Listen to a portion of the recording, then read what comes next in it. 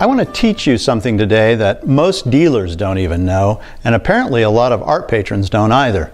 This is a painting that I bought at an art auction, and on this occasion there was at least 1,000 people at this auction.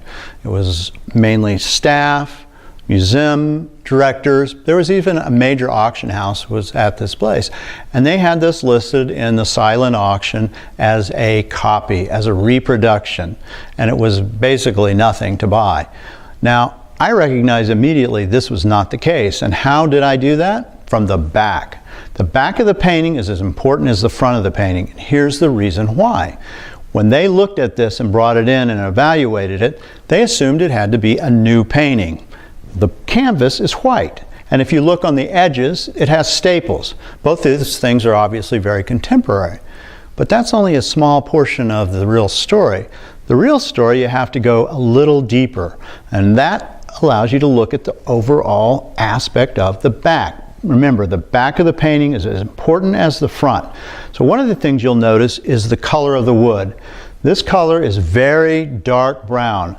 It was oxidized over many, many years. In fact, this painter, his name is W. Bryan, died in 1920. So this painting has to be at least 100 years old. You'll notice the keys are very dark. These are early keys.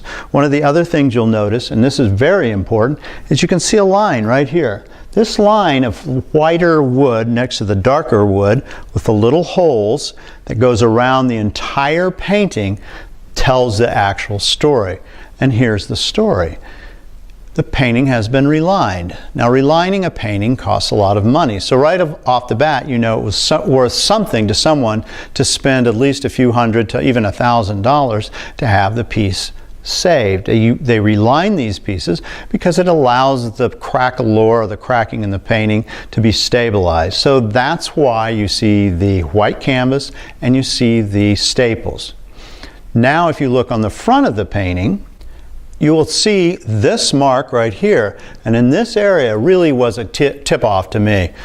That's a concussion mark, and somewhere along the line it had gotten hit. And you can see the little circular, round type crackle. This is probably one of the reasons that they wanted to line the painting. Also, you can see this is an older frame. It's an okay frame, but you can tell it's gelded and it's hand carved.